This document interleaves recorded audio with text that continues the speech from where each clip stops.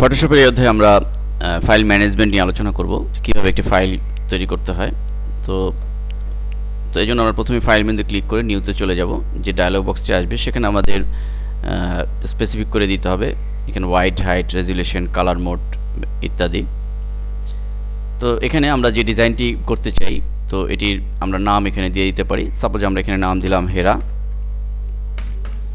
এবং এখানে আমাদের ওয়াইড এবং হাইট যে বিষয়গুলো রয়েছে ক্লিক করলে আমাদের যে বিষয়গুলো আসবে এখানে আমাদের নির্দিষ্ট করে দিতে হবে। বাই ডিফল্ট এখানে পিক্সেল রয়েছে।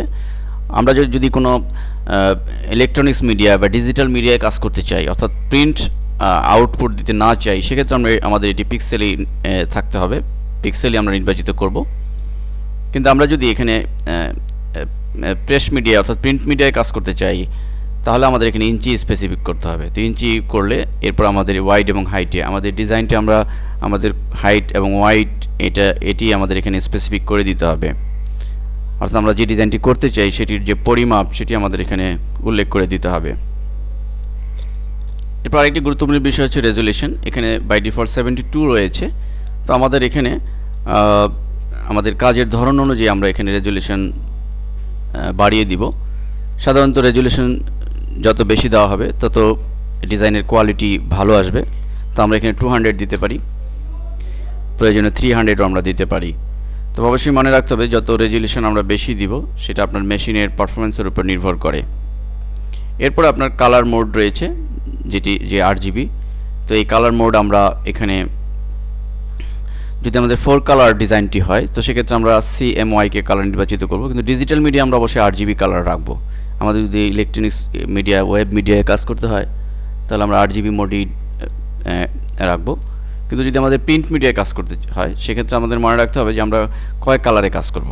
যদি আমাদের 4 কালার 4 কালারই কাজ করতে হয় তাহলে আমাদের CMYK কালার নির্বাচিত করে তারপরে আমরা কাজ করব। কিন্তু আমরা যদি এক কালারে কাজ করতে চাই, যে আমাদের প্রিন্ট আউটপুট এক কালার আসবে, তাহলে আমাদের গ্রে স্কেল নির্বাচিত করতে হবে। গ্রে স্কেল নির্বাচিত করলে আমরা এক কালারে আউটপুট পাবো।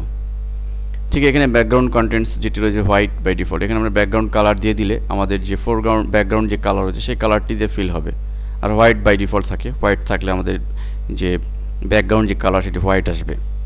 এবং সবশেষে আমরা ওকে বাটনে ক্লিক করব। আমরা হোয়াইট এখানে 6 এবং হাইট আমরা যেটি রয়েছে 4.5 দিয়ে দিতে পারি, অ্যান্ড দেন ওকে বাটনে ক্লিক।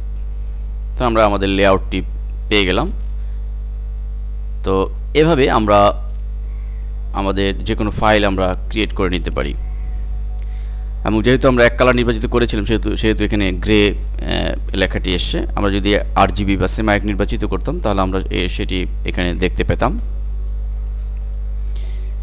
তো এভাবে কোনো ফাইল ক্রিয়েট করে এরপর আমরা আমাদের ইচ্ছে মতো যে কোনো ডিজাইন আমরা তৈরি করব। এরপরে এটিকে আমাদের সেভ করার জন্য ফাইল মেনুতে ক্লিক করে এখানে সেভ অ্যাজ যে ডায়লগ বক্সটি আসবে, সেভ অ্যাসে ক্লিক করলে আমাদের সেভ অ্যাজ ডায়লগ বক্স আসবে। সেখানে আমরা যে কোনো একটি নাম দিয়ে দিব, অন্যান্য সফটওয়্যার মতোই সেভ।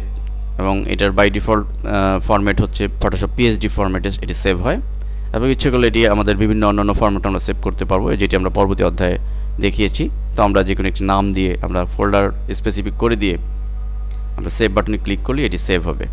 এবং একইভাবে আমরা যদি এটিকে ওপেন করতে চাই ফাইল মেনুর ওপেনে ক্লিক করব এবং যেখানে রয়েছে ফাইলটি যেমন হেরা, এবং ওপেন বাটনে ক্লিক করলে ফাইলটি ওপেন হবে।